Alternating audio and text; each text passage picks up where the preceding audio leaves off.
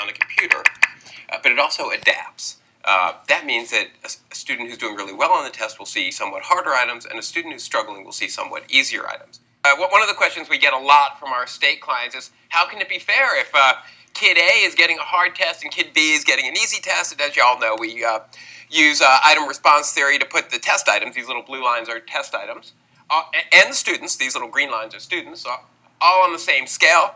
So here's a hypothetical kid who gets a bunch of really easy items, gets about half of them right. Another kid who's doing really well gets a bunch of hard items, gets about half of them right. And you see that the kid is going to get a lower score, because the score is not just the number of items you get right. It also depends on how hard those items were. So you can give a fair test that actually changes difficulty. This was a big stumbling block for a lot of folks who are used to traditional fixed form tests. What we have here is we have students' ability over here, students' proficiency on the x-axis. Your y-axis is the standard error of the test. We have two tests here. One is a paper and pencil fixed form version, that's your blue line.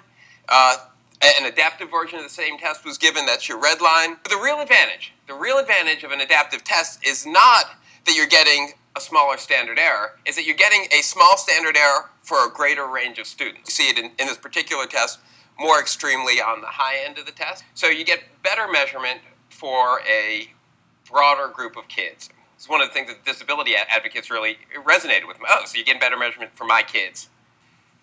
Computer adaptive testing is not one thing, it's many things. There are different approaches, and they have very, very different implications for education. Some adaptive testing approaches really do risk disadvantaging lower achieving students. And the way they do it is the way that disadvantage comes about is these kids see only the easiest items. To the extent that the easiest items are also the least complex, the recognition, recognize this fact, recall that operation. To the extent that they're those really simple items, these kids are not given an opportunity to show their problem-solving skills. Okay, maybe I can't add and subtract, but I can figure out a problem.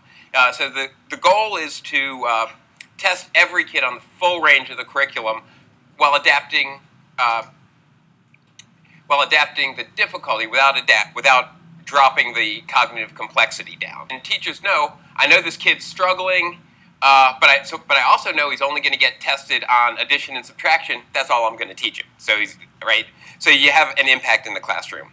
Our standards-based approach makes sure that every kid sees a full range of content, full range of depth of knowledge.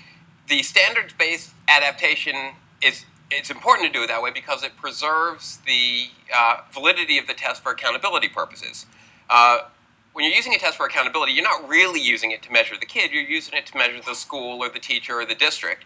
And you want that school or teacher or district to have an incentive to teach the full range of curriculum. You have a set of content standards, that's the stuff they're supposed to teach. You want them to teach the stuff, so you got to measure the stuff. And this makes sure that every kid is going to be measured on the full range of stuff, and they can be really quite sure that every benchmark is going to be tested with some student in their classrooms.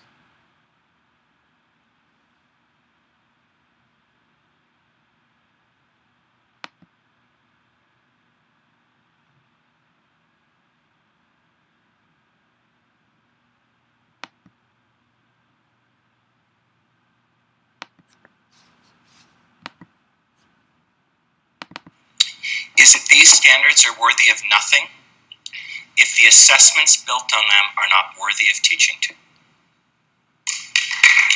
Period.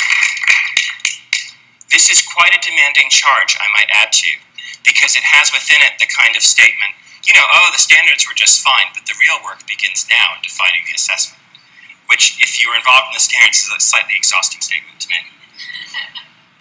But let's be rather clear. We're at the start of something here, and its promise, our top priority as an organization, I'll tell you a little bit more about our organization, is to do our darndest to ensure that the assessment is worthy of your time, is worthy of imitation. It was Lauren who propounded the great rule that I think is a statement of reality, though not a pretty one, which is teachers will teach towards the test. There is no force strong enough on this earth to prevent that. There's no amount of hand-waving, There's no amount of saying they teach the standards, not the test, we don't do that here, whatever. The truth is, and if I misrepresent you, you are welcome to take the mic back, but the truth is teachers do. Tests exert an enormous effect on instructional practice, direct and indirect, and it's hence our obligation to make tests that are worthy of that kind of attention. It is, in my judgment, the single most important work we have to do over the next 2 years to ensure that that is so. Period. So when you ask me, what do we have to do over the next 2 years? We gotta do that. If we do anything else over the next 2 years and don't do that, we are stupid and shall be betrayed again by shallow tests that demean the quality of classroom practice. Period.